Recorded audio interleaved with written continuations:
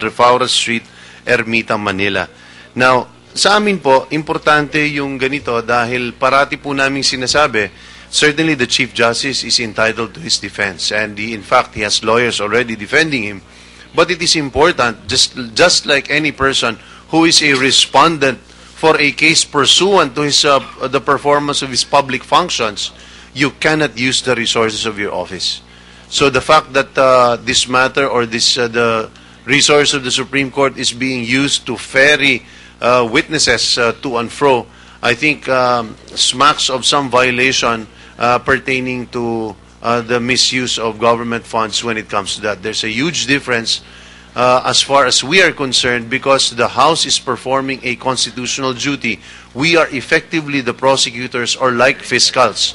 So as fiscals, in a sense, we are entitled to do that. But like I said, it brings to the point again that really it's high time, I think, for the Chief Justice to think about seriously to insulate the Supreme Court to go on leave. I think that we've been making this call not to weaken him or anything to that effect, but effectively it is to insulate the other members of the Supreme Court so that they are not accused of any bias, that they are in fact performing their functions normally as expected of with integrity, independence, and competence, and absolute probity. So ito po, parang nakakadagdag po sa mga pagdududa na baka nagagamit po ang Korte Suprema at ang kanyang resources pagdating sa personal na pagtatanggol at defense ni Chief Justice mismo.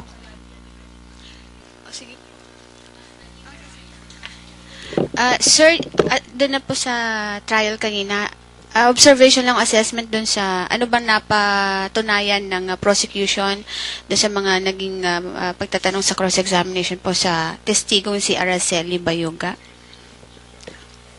Ano yung mga mahalagang puntos na kagaya ng sinabi nga po natin kanina, ang punto talaga na gusto natin ipakita doon, na yung allowances po ng ating punong maestrado na tinanggap po niya ay hindi po pwedeng gamitin, no, sa kanyang pansarili.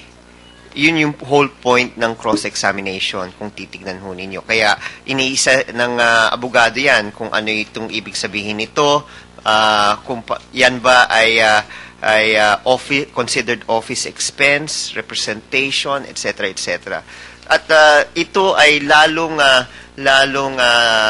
pinatunay sa pagtatanong po ni Senator Trillanes kay Justice Cuevas, no? Dahil gustong sabihin ni Justice Cuevas na may kakayahan si punong maestrado Corona na bumili ng iba't ibang ari-arian. Ngayon, ang tanong, yung kakayahan ba yan ay dito kinukuha sa allowances na dapat hindi ginagamit sa pansariling interest? So, yun yung kwento. Panghuli, okay, yung hindi income, andito na po yung mga centers natin, hindi niya po pwedeng, in their attempt to bloat their income para palaking 21 million, merong 780,000 SC Christmas allowance. Binibilang nila na ito daw ay salary or bahagi ng income.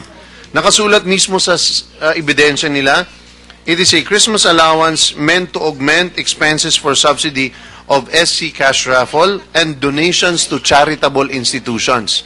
Dalawang items po yun, nag-amount po ng 780,000 at saka 840,000. Hindi po ito sahod. Ito po ay pwede lamang gamitin ng Chief Justice for a given purpose sa sarili nilang ebidensya. Ano po yung purpose? It is intended as to augment for donations to charitable institutions. Unless charitable institution po yung Bellagio, hindi po pwedeng gamitin ito. So ang point natin is, what you only count are actual salaries. There is an attempt in our mind to bloat his salary to mislead the senator so that the senators will think he has actually 21 million. But if you actually remove all the given miscellaneous expense accounts yun kumbaga expense, it is intended, pag pinipirma mo, sinasabi mo na ginamit ko ito for a given purpose. Hindi ito po pwede mong i-deposito, hindi mo pwede ipambili, tulad nitong dalawang ito. Pwede mo ba ipambili ng ibang bagay? Pwede mo ba i-deposito? Hindi. Pwede mo bang gamitin? So all in all, sa rough estimate namin so far, ang pwede lang niyang mabilang na talagang compensation na pwede niya may uwi, cash gift, etc., ay nag-amount lang ng a little over 12 million. So as to the rest, those are all part and parcel of expenses na kabahagi ng kanyang trabaho. Regarding Officer Juan Ponce Enrile at mukhang magsisimula na muli ang paglilitis. Mr. President, before the break, Senator Escudero had the floor. After Senator Escudero, the minority leader, Senator Alan Cayetano, wishes to be recognized also. But at this point, may we continue with Senator Escudero and the present witness?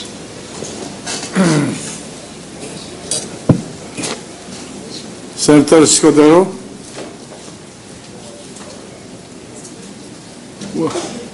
Before we broke off, the prosecution was verifying the records regarding the status of the claimed assets, hard assets that were not included in the SAL-N. Mr. President, if I may, bago po sumagot ang kagalang-galang na Chief Prosecutor, tinatanong ko po ito para mailagay sa tamang perspektiba yung nagaganap sa harap natin ngayon. 24 na ari-arian, di umano, ang nasabi noon sa akin, ewan ko ngayon kung ilan, ang pag-aari ni Chief Justice Corona, subalit 5 lamang ang nasa SAL-N, at ang sinusubukan patunayan ng depensa, hindi kanya yun. So, nagka-countdown ho kasi kami dito, ilang senator judges. Pwede po ba malaman, ilan po ba yung napatunayan ninyo? Tingin nyo, napatunayan ninyo? Ginoong Pangulo, base doon sa offer of evidence na sinabit namin at inadmit ng impeachment tribunal, merong Real estate muna. real estate lang po. Real estate lang po. Real estate, real properties, merong 21 titles covering 21 properties. Nasabi ko lang na 24 dati kasi yung 24 na yon, yung 3 doon ay parking lots na wala namang title.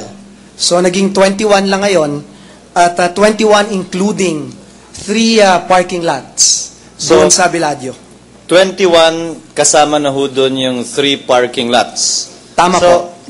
Yung bang mga parking lots ay kasama sa titulo ng kondo? Hiwalay po yun, Ginong Pangulo. At sa 21 titles na to, meron ditong 3 titulo ng 3 parking lots. 3 tituladong parking lot. Tama po. So, 24 nung una dahil nasama nyo yung 3 parking lot na walang titulo, kasabay na ng titulo ng unit. Tama yan. Pero yung asset din yun eh. Yung parking lot, asset din yun dahil may value yun. Tama po. Okay. Gaya na nasabi ko, Ginoong Pangulo, sinusubukan po namin mag-countdown kung tutugma yung pinapresentang ebidensya na magkabilang panig. So, 21, kung tatanggalin ko ho yung parking lot, 18. Kasama po ba dito yung exhibit HHH ninyo na nagpresenta kayo ng ebidensyang binenta na po ito?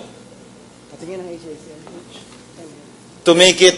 Tinitingnan ko lang, chinecheck lang po kung ano yung HHA.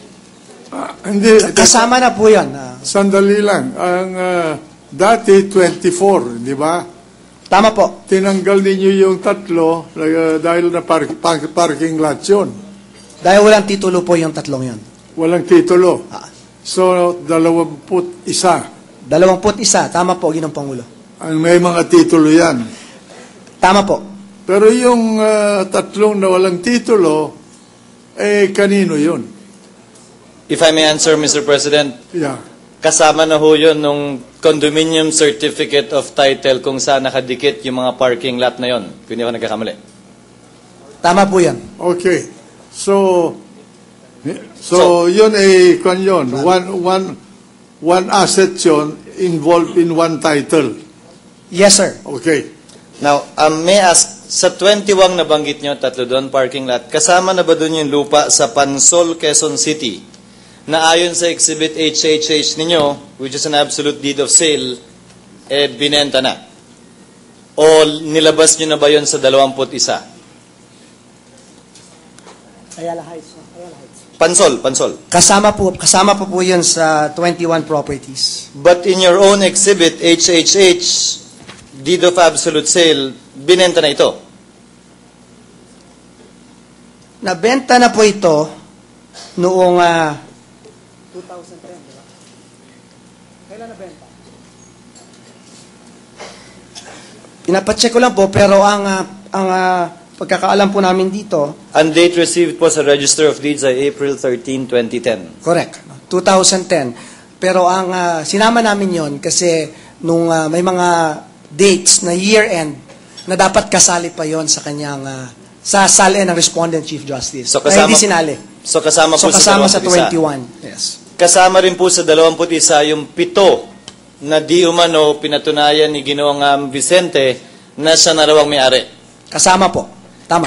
Kasama din po ba dun sa 21 yung pag-aari ni Miriam Rocco na binili daw niya? Inallege po ba yun na kasama sa 21? Hindi po. Ngayon, kung mag-a-arithmetiko ako ng konti para masubaybayan ko at ma-appreciate ko rin yung ginagawa ng depensa. 21, 3 parking lot. So, kung aalisin ko yun, 18, Pero may ina-account ko lang, Manong Ping. 18, 7, so 11, 5 ang kiniklaim ni Chief Justice na kanya. So, ang so far, wala pang tangka na ipaliwanag. Hindi ko sinasabing tatanggapin namin o papaniwala namin, ay 6. Hindi po. Kasi Yung 5, inaamin naman niya eh.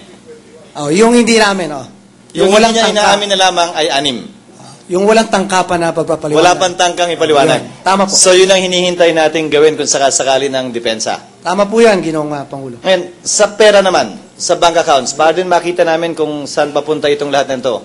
Base sa inyong teorya, magkano ba yung cash on hand ni Chief Justice kumpara sa kanyang, dineklara sa kanyang SALN? Nalito ho kasi kami ng konti dun sa mga bank accounts dahil may inopen, may kinlose. Ang isang pahayagan, tinotal po lahat ng amounts na lumabas. Hindi naman ho dapat ito total yon dahil may nilabas, may pinasok. Sa inyong teorya po, magkano po ba yung cash on hand dapat niyang dineklara? Para makita rin po namin kung pumapantay ba yung ebidensyang tinatangkang ipresenta ng depensa dun sa nais nilang ipaliwanag na diferensya.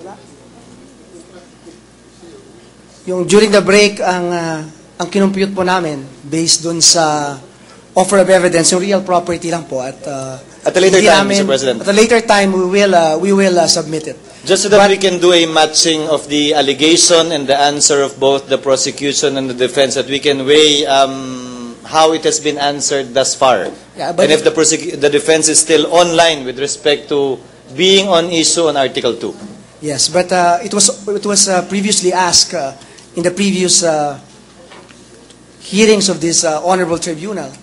And ang klaro lang doon na 2010 ay at least yung cash 3.5 ang sa SALN at 31.5 million yung present ng prosecution na pagmamay-ari ni Chief Justice. Now, pero with respect sa ibang taon po, isusumiti po namin yan para mapaliwanagan lalo sa Senator Escudero. As a final point, Mr. President, just for the record, in relation to the question of Senator Trillanes a while ago, it was my understanding that the ruling of the presiding officer in the Senate Impeachment Court in disallowing evidence to be presented on Article 2.4 is that in barring it, ang assumption natin doon, I don't know if it was in caucus or in plenary, was that if it is proven by the prosecution, although we said not properly alleged,